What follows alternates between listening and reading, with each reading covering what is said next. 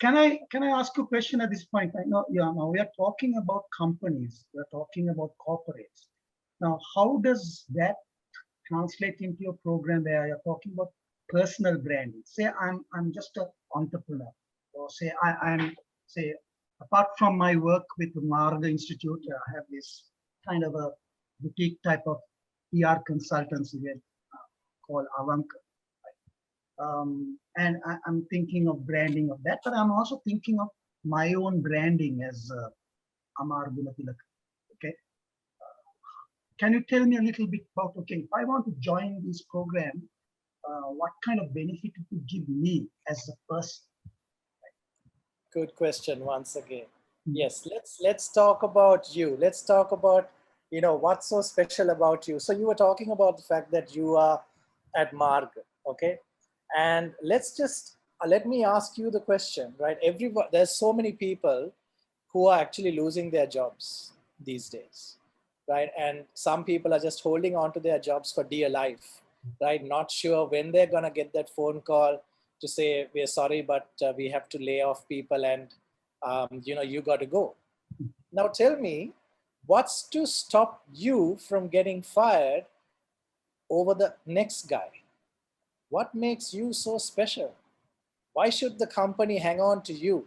I don't want to put you on the spot and I don't want an Well, answer. I have a very simple answer. There's only one Amar. Good answer. Yes, that's probably because, see, you have the confidence to say that, Amma, because you have built certain values, right? And you have put in the effort to build the brand Amma Gunatilaka. Okay.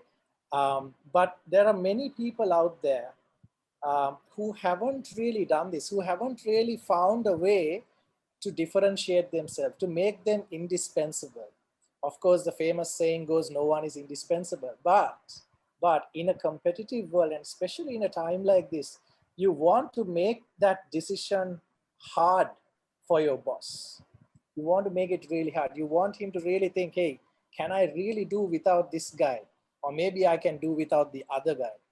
And so it all depends on how much value your boss or your company has placed in you, right? And that comes because of the kind of person that you are. And this is where personal branding is really going to help, because personal branding is about being the best version of yourself. How can you be the best version of yourself, right? We learn every day, Amma. Until the day we die, we are learning, right? We never stop learning. So there's always room for us to grow, for us to, be better than we were yesterday. And there are certain skills that we can acquire to help us be better, right? But before all of that, I want to talk, the foundation to personal branding comes from values. And value is the most important thing that I want to focus on. Just as I mentioned about how you placed a value on Apple and iPhone and said, that's my dream computer and that's my dream phone. Okay. Same way, we need to place a value on ourselves, and that comes from the kind of values that we have internally. So it's about living from the inside out. Okay. Very interesting. You say that you kind of you have set out to kind of help people find their spiritual calling. Is this something religious that you're talking about all of a sudden? I can't kind of imagine Adrian Ferdinands all of a sudden, holding a staff and say, follow me, that kind of thing. But Certainly not. Certainly not. But can you elaborate a little bit of that? Because when you talk about values, I mean, that is one of the most important things that we need to inculcate probably on our children. And values cannot be taught.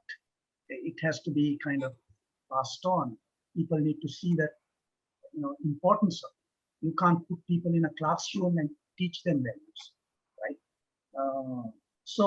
But I think this is what our society needs. Is whether it's our society or our corporate entities. That's something that I think deep down we yearn to see another person with sound values, and we like to kind of probably do business with them or interact with them more if they have what we kind of values that are kind of mutually acceptable or whatever, same type of values that all of us subscribe to.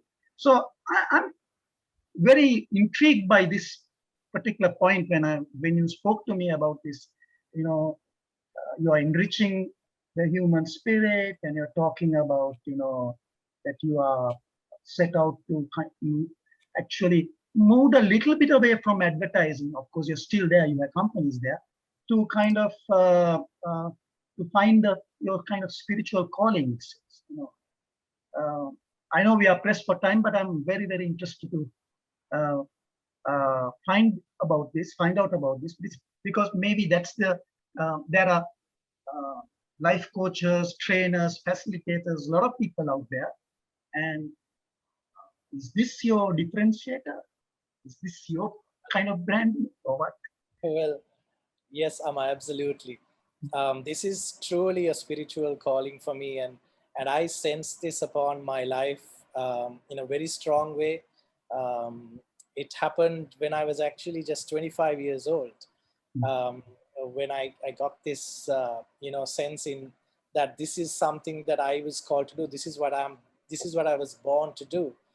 And, from the very first workshop that I did, and the feedback that I got from that workshop, I realized, this is my calling.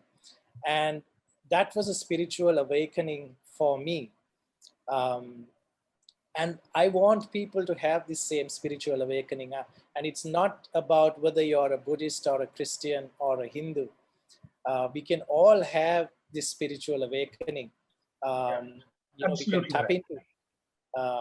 So, religion is something that actually divides us. So that's definitely not what I'm talking about. But I think the spiritual awakening comes from this concept. For me, it's a concept. It's the thing that gets the universe going. Everything is tied to this one thing, and that one thing is love. And if we can truly understand what love is and how love, permeates everything that we do, it's just going to revolutionize the way we look at the world, the way we live, the way we treat each other. Everything changes as a result of that. But this is not the time or place for me to get into that, Amma. But since you asked the question, I just wanted to give you the short answer. But we'll get all of that in our training programs.